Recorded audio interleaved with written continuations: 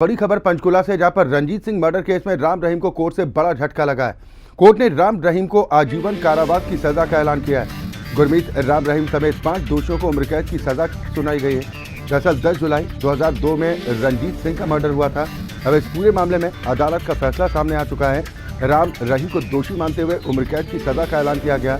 ये बड़ा झटका राम रहीम को अदालत से। बड़ी खबर इस वक्त आपको बता रहे हैं पंचकुला से, जहां पर अदालत का फैसला सामने आ चुका है। कोर्ट ने राम रहीम को आजीवन कारावास की सजा का ऐलान किया है। गुरमीत राम रहीम समेत 5 दोषियों को उम्र कैद की सजा सुनाई गई है। आपको बता दें कि इससे पहले अदालत की तरफ से फैसला सुरक्षित रख लिया गया था और आज ये फैसला अदालत का सामने आ चुका है। हालांकि फैसला सुनाए जाने के पहले अदालत परिसर के बाहर भारी संख्या में पुलिस फोर्स की तैनाती की गई थी, ताकि किसी तरह का कोई तनाव, कोई हिंसा ना हो पाए। दिल्ली सरकार के आरोप पर मुख्यमंत्री मनोहर लाल ने जोरदार तरीके से पलटवार किया है। दिल्ली सरकार ने पड़ोसी राज्यों पर पराली जलाने के आरोप लगाए थे। अब मुख्यमंत्री मनोहर लाल की तरफ से पलटवार किया गया। केजरीवाल सरकार के इन आरोपों को मुख्यमंत्री ने खारिज किया है कि हरियाणा में पराली जलाने के मामले बेहद कम है। पराली जलाने वालों को लेकर सरकार का रवैया सख्त है। मुख्यमंत्री मनोहर लाल ने दिल्ली के मुख्यमंत्री अरविंद केजरीवाल के वार पर जमकर पलटवार किया, जिसमें अरविंद केजरीवाल की तरफ से पड़ोसी राज्यों को जिम्मेदार ठहराया गया था कि पड़ोसी राज्यों में पराली जलाए जाने की वजह से दिल्ली में प्रदूषण का दायरा लगातार बढ़ता जा रहा है। अब केजरीवाल के इन आरोपों पर हरियाणा के मुख्यमंत्री मनोहर लाल की तरफ से जवाब दिया गया है।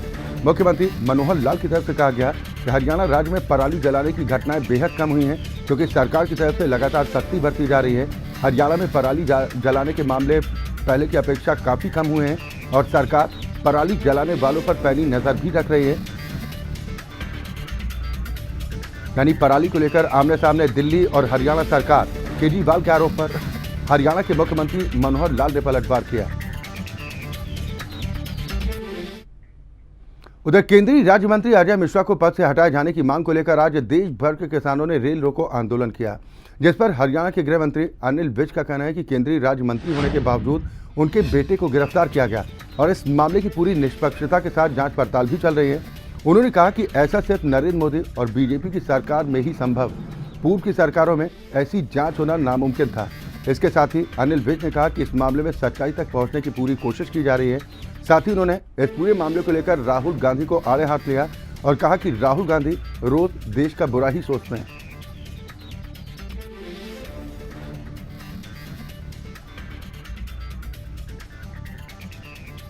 अनिल विज ने यह भरोसा दिलाने की कोशिश की है कि बीजेपी राज में मृतक किसानों को इंसाफ जरूर मिलेगा। लखीमपुर खीरी घटना की निष्पक्षता के साथ जांच पड़ताल चल रही है और जो भी दोषी होगा उसके खिलाफ कड़ी कानूनी कार्रवाई की जाएगी। इसके साथ ही राहुल गांधी पर भी निशाना साधा कि राहुल गांधी का रवैया बेहद नकारात्मक हो चुका है। वो देश के बारे में हमेशा बुरा सोचते हैं। ये पूरी तरह से निष्पक्षता से जांच की जा रही है और उनके गृह राज्य मंत्री होने के बावजूद उनके पुत्र को गिरफ्तार किया गया है।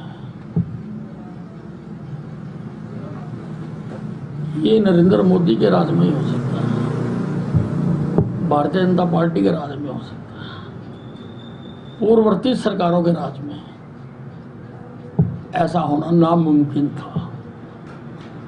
कानून अपना काम कर रहा है और सच्चाई तक पहुंचने की पूरी कोशिश की जाए। फरीदाबाद के पृथला से विधायक नैनपाल रावत ने इलाके के कई गांवों का दौरा कर किसानों के साथ खेतों का जायजा लिया। विधायक नैनपाल रावत ने कहा कि जल्द नुकसान की भरपाई के लिए खेतों की गिरदावरी की जाएगी और अधिकारियों से भी इसको लेकर चर्चा हुई। मुख्यमंत्री मनोहर लाल से भी उन्होंने फोन पर बातचीत की है। सरकार किसानों के नुकसान की गिरदावरी करने के बाद उनकी भरपाई करेगी।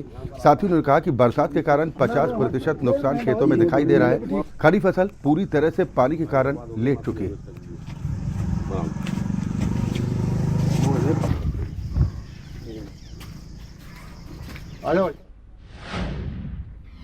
उधर संयुक्त किसान मोर्चे की ओर से आज रेल रोको आंदोलन किया गया और केंद्रीय मंत्री अजय मिश्रा टेनी को उनके पद से हटाए जाने की मांग की गई।